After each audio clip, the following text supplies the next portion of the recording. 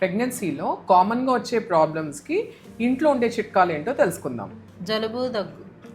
Simple cold కానీ లేదా దగ్గు కానీ ఉంటే మనం ఫస్ట్ వేడి నీళ్ళని ఆవిరి పట్టుకోవచ్చు. సలైన్ నాసల్ డ్రాప్స్ అని ఉంటాయి, అవి తీసుకోవచ్చు. కొన్నిసార్లు తులసి ఆకు ఉంటుంది కదా, అది కూడా కొంత నవలచ్చు. సింపుల్ సిటిజన్ టాబ్లెట్ వేసుకోవచ్చు. దీంతో పాటు ఒకవేళ కనుక కళ్ళు వస్తుంది అనుకోండి, డెఫినెట్గా డాక్టర్ని విజిట్ చేయాలి. Nausea, vomiting. స్పైసీ ఫుడ్ని అవాయిడ్ చేయటము, తర్వాత ఇంట్లో ఉన్న తులసి ఆకు కానీ లేదా ధనియాలు నవలటం కానీ, మెంతులు నానబెట్టిన పెరుగు తినటం కానీ ఇలాంటివి చేయాలి. తలనొప్పి, జ్వరం. తలనొప్పి జ్వరం ఉంటే కనుక ప్రాపర్గా నిద్రపోవాలి. తర్వాత గోరువెచ్చటి నీళ్ళు తీసుకోవచ్చు. జ్వరం ఉంటే మాత్రం ఇనీషియల్గా డోలో 650 అంటే పారాసెటమాల్ అయితే చాలా సేఫర్ ఆప్షన్. పారాసెటమాల్ కాంబినేషన్స్ ఎప్పుడూ తీసుకోకూడదు.